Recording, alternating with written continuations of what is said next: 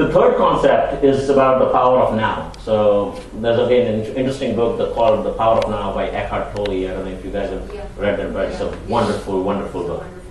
Greatest book on the planet. So, but it talks about two things, and so one is the power of one, and then I'm going to go to power of now. But so in 2.41 it talks about ekaha, which is one, which means Krishna's mentor, is telling him that the power of one, which is how you can focus on one thing, concentration of the mind, and I think Steve Jobs talked about it in his book too, that one of the way to actually ignite and connect to the prajna is that concentration of the mind.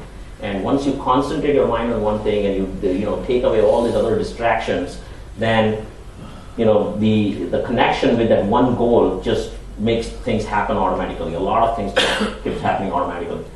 But the other thing is the power of now. So in 2.47, this is my favorite verse, which is karmaniya adhikarasta ma phaleshu kadachana, which is this is a great thing, by the way, because this concept tells you that you have to focus now, which means that wherever you are and whatever you are doing, that action, no matter whatever that action is, whether it's sweeping the floor or cleaning the dishes or writing a computer code, doesn't matter. But as long as you're focused and you're doing it right there, that's what is going to generate all the results. But if you try to focus on results, you're not gonna get the full value out of it. So don't focus on results, but focus on the action. And by the way, my tennis coach, he doesn't even know the Bhagavad Gita. He doesn't know a lot of this business theory, because he's just a tennis player throughout his life. He's never even done business. But the first lesson that he told me, the insights, in my very first class for learning tennis,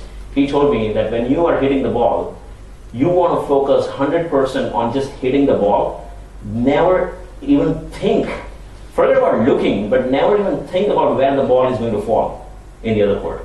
And even after you hit the ball, right, you hit the ball, you don't want to look at it. Some of the best tennis players, and if you watch on the TV, some of the tennis matches, Wimbledon or US Open, you will see that the best tennis players actually, and then I went back and looked at it, when they hit the ball, they never look at where it went. It's the spectators who are looking at it, whether the ball went in the right place or not.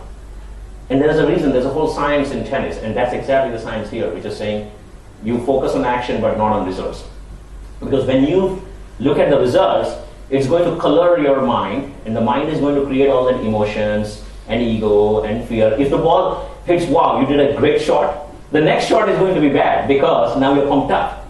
You said, okay, I hit a really good shot.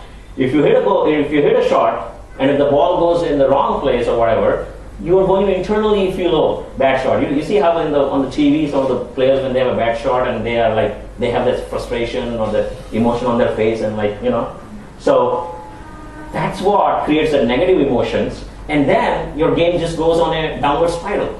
So not looking at the results and not even bothered about where it falls in, but just constantly focusing on the action. That's what 2.47 says.